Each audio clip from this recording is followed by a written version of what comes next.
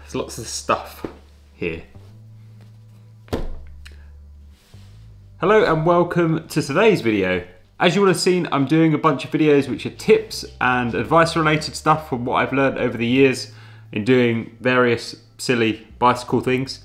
If you have anything you would like me to cover or talk about, please drop a comment in this video and I'll see if I can make a video about it and hopefully provide you with some useful insights that might help you for your future adventures and challenges. In case you haven't seen it, the first video I did on this series is 20 really useful bikepacking things. Now here is a further 10 additional ones to add to that list. Some of these might sound a bit obvious, but I'm going to go with it. Trust me, it's kind of worth it to think about these things when you're doing your bikepacking trips and adventures. But yeah, hopefully this is somewhat useful for you. Number 1.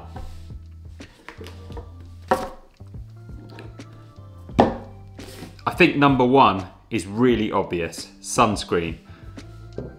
Skin is our only protection really against the elements, and you need to look after it. There's loads of different sunscreen options out there, but make sure you're wearing something that's at least an SPF 30, if not higher, when you're doing bikepacking trips. There's loads of different things out there that I really like. There's the Peloton range. They do a spray on one and like a roll on one as well. Both of them are great. Like the smell of them. Or you can look at something from a brand like Life Jacket, who specialise in doing sunscreens, sun gels, moisturisers, and like stick things for your lips and things like that. There's loads of different things out there that can protect you. There's stuff which is sport specific as well, which really helps. I prefer the sport specific stuff because it tends not to be greasy or sticky, and it doesn't tend to melt in your eyes and cause you horrible, like worse than onion eye pain. So yeah, number 1, sunscreen. Just take some. It doesn't really matter where you are in the world. Please just protect yourself a little bit more. Number 2, my trusted and faithful Mini Leatherman. I think they've changed the name of this now. It was originally called the Leatherman Squirt PS4. I think it's called the Leatherman Micro now. But basically it's a tiny little tool that has a variety of things on it. So you've got pliers, a knife, you know, filing stuff, scissors, all that kind of stuff. I've had this one for years. I bought this for when I did the Silk Road Mountain Race years ago, and it's been my essential go-to thing that I take on bikepacking trips. It's tiny, and quite often I will take my granddad's penknife at the same time. Both of them together, you're kind of covered for everything, and they're 2 small tools. Absolutely fantastic. Number 3, some way of measuring something. Now that sounds really, really vague, and what I'm talking about is heart rate or power. You don't necessarily have to have power for ultra events and bikepacking, but it is a useful metric to allow you to pace yourself. If you don't have a power meter, it's worth considering looking at something to measure your heart rate. Now this could be a heart rate strap that goes across your chest, but what I personally really like is a watch like this one, which allows you to measure your heart rate as well. This one is a Garmin Enduro 2. There are various different watches in the Garmin range that will allow you to measure your heart rate. I tend on ultras to rely on this and power meter pedals as opposed to wearing a heart rate strap, because I find heart rate straps get a bit uncomfortable if you're riding for a very long time. The watch is something I always wear, so I don't really have to think about it. And with this like fabric strap, it's really, really comfortable. The good thing about this particular one, the Garmin Enduro 2, is the battery life on it is about a month, and it's a solar watch, so it charges itself up. I also like that it has a little torch in it. Surprisingly useful. So often I don't listen to this advice, and I really wish I did. Mountain bike pedals are fantastic. They allow you to be able to walk in your mountain bike shoes way easier. They're not really much slower in terms of power transfer for an ultra event from my experience. Some people will probably say I'm wrong there. They're not really any heavier, and they're way easier to clip in and out of. So mountain bike pedals I think are a fantastic thing to use as opposed to like a road pedal system for any event that's bikepacking related, whether it's road or off-road. If you're not using mountain bike pedals, you might have to then take a pair of normal shoes to be able to just walk around and do normal stuff. But if you've got these, you can rely on just wearing your mountain bike shoes all the time if they're comfortable. Mountain bike pedals. Number 5, a hydration vest. We've seen these growing in popularity in recent years at various ultras. Now, what I like about them is it's an easy way to carry more water, especially in hotter climates like in Spain, Morocco, etc., where water is a bit more sparse and ultimately you still need to keep hydrating and drinking. This particular one is a Camelback Chase. I've had this one for quite a few years. It's pretty good. I've also tried out Apidura's one, which I thought was a better product than this particular one. A bit more comfortable and felt like it was more designed for cycling. They all effectively do the same kind of thing though, and there's various different versions at various different price points. This Camelback one has a large pocket there, another pocket there, and then you have the pocket which has got the bladder in it. The bladder in this holds a couple of litres, I think, and you've also got additional pockets on the front, which means you can put, additional snacks and stuff in there. For ultras, I think these are a fantastic shout to allow you to carry more. It just makes things a bit easier in terms of carrying stuff. But yeah, well worth considering a hydration vest. Number 6, a pump, which is relatively mini that has a pressure gauge on it.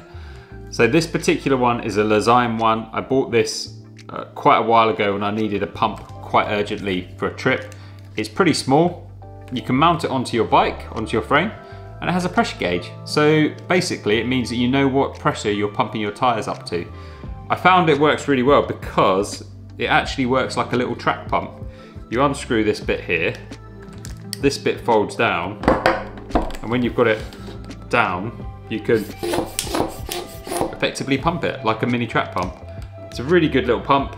I think there's loads of different options, very similar to this one, but this is the one I have and I've taken with me regularly on bikepacking trips.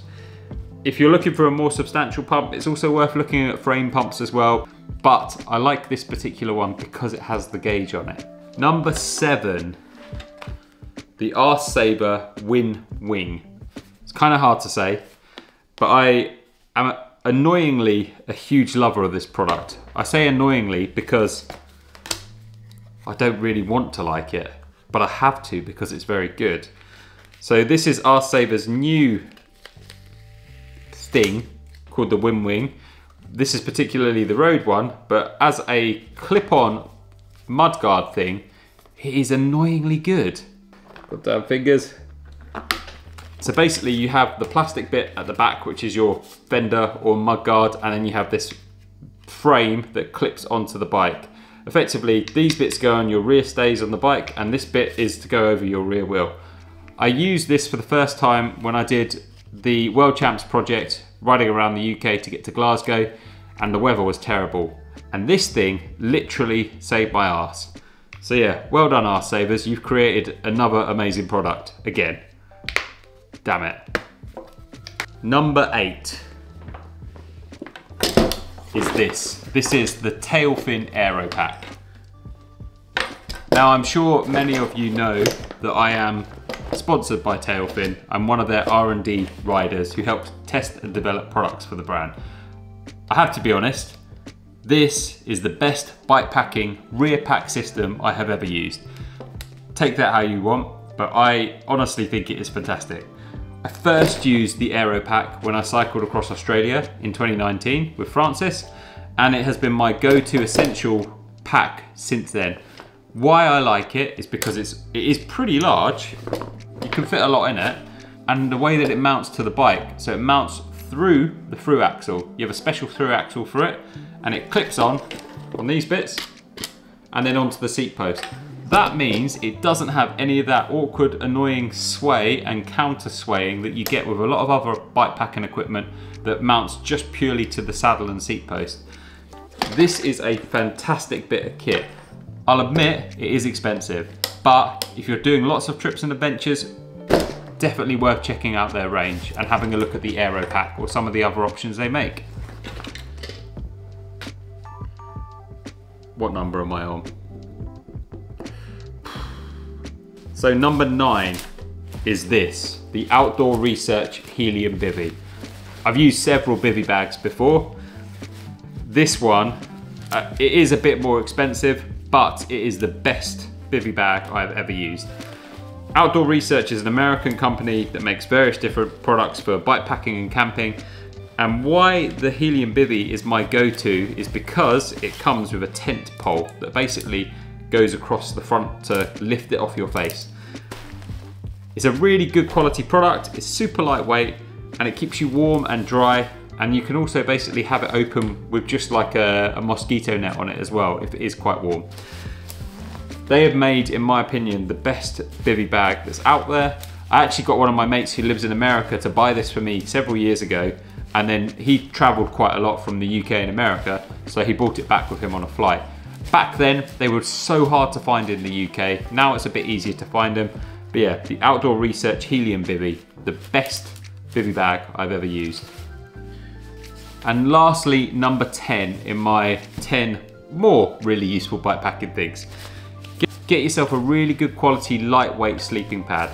This one that's in here is the Alpkit Cloud Base. I've had this for years, probably 5 or 6 years now.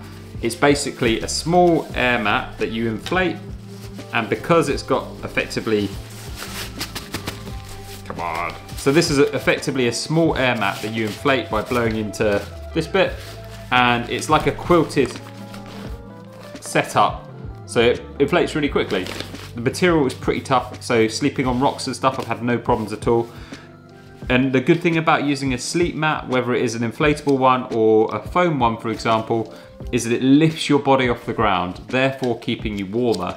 The problem that a lot of people have is not so much the comfort side of it, it's about keeping warm.